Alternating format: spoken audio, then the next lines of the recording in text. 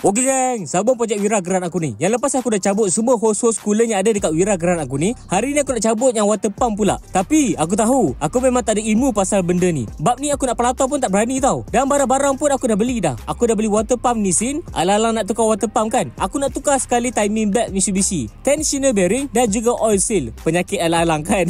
Jadi untuk buat semua ni, aku upah pomen personal aku, Mat Eddie. Kalau bab ni aku kena upah pomen. Dan Bamat ni pun cakap aku tukar timing belt tepat pada masanya. Tengok ni geng, memang dah kendur dah.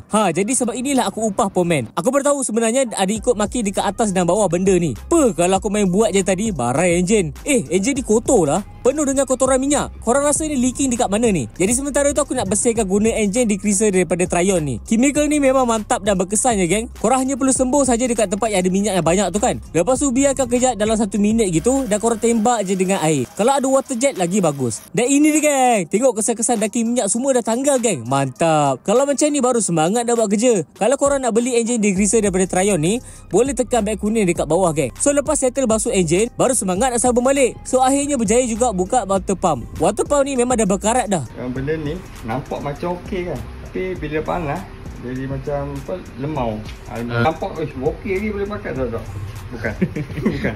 Dengar tak tu geng? Kalau radiator dah berkarat, tukar je lah water pump tu.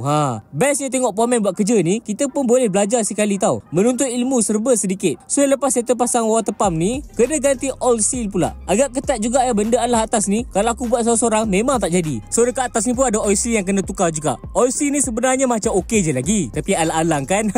Kasih tukar je. So lepas tukar oil seal ni, kena tukar tensioner bearing pula. Kedudukan dia ni okey, dia kena menghadap macam tu. Menghadap pomen. Betul. Gitu rupanya nak pasang timing belt. Jadi gang, lepas settle pasang semua benda ni, tiba masa untuk try start engine kejap.